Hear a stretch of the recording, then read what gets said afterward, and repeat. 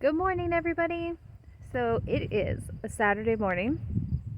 The kids are home from school, and there's a few projects that we need to do before winter, and I'm getting ready to head out for a week to go see my parents. And so frost and winter are coming very quickly. I'm actually really surprised we haven't had a frost yet in northern Minnesota, because normally by mid-September we've usually had our first dip. But this morning I got up to do chickens, and well, wouldn't you know that it was in the 30s, and so it was a little bit chilly to do chickens that cold. But today I've got the kids, and so we're gonna pull out the kitchen garden, what's left of it, and you're gonna see my failures and the successes of that today. So we're gonna do that. There'll probably be a little bit of a time lapse on some of this because I don't think it'll take that long, but to prep the kitchen garden for winter, I need to pull everything out, mow down the weeds, because seriously, the weeds were bad this year.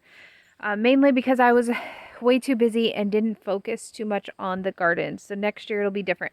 But so we had to pull everything out, mow it down, and then all of the moving boxes that we had, the cardboard boxes, then we'll go over that weeded mowed area, and then a tarp's going to go over that, and it'll sit there for all winter because it's going to kill off those weeds. And then next year we'll build up the kitchen garden with a fence and get it all ready to go.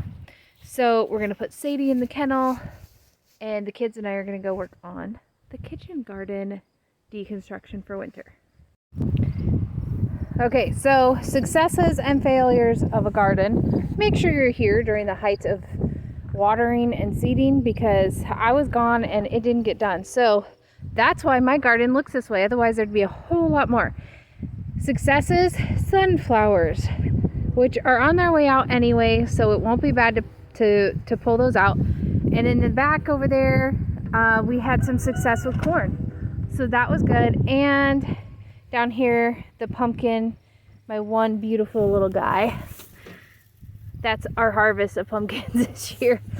But it would have been better had dogs and things not gotten in there. And also, I've been here to actually take care of it. There's Candace helping today, and Bubba helping today. And so we're gonna, and there goes Aries after the food. So we're gonna get a handle on the garden for winter.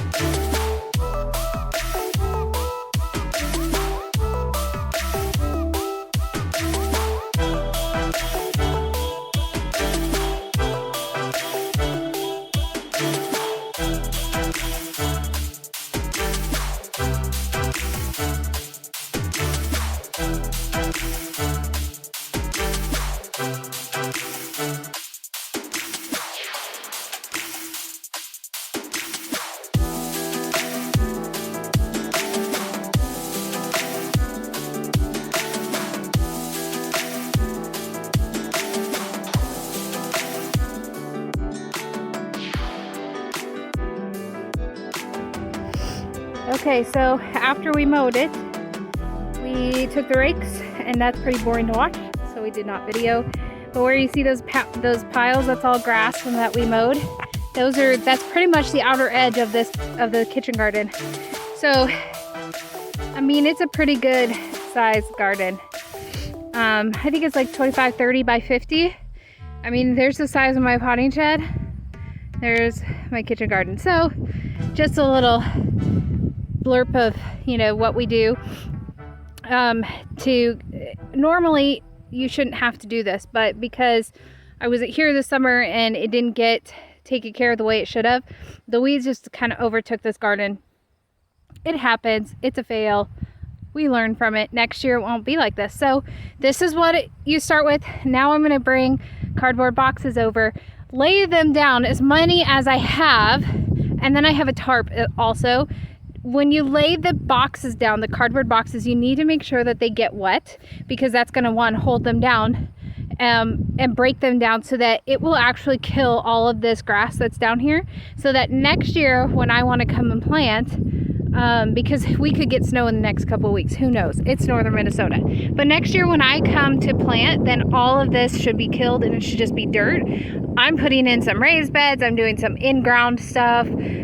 There's going to be like some walkways and a fence and some trellises. So, I mean, there's a lot that's going to happen in this space, and I'm really excited to show it to you once we get there. My fencing, I'm hoping, I mean, I would love a picket fence, but I mean, I'm not going to go spend that money. So it might just be pallets as my fence. Who knows? So I guess we'll see next spring when we decide what to make this garden space, or how to design it at least. I know in my head what I want it to look like, but that will have to wait. So there's a little look. Now we're gonna do the cardboard, and I'll get an after shot of that for y'all. Okay, y'all, this took longer than what we wanted, but I don't clearly have enough boxes, because here's like this first quarter of it. We've got newspapers. All of that's wetted down, so it's not gonna fly away.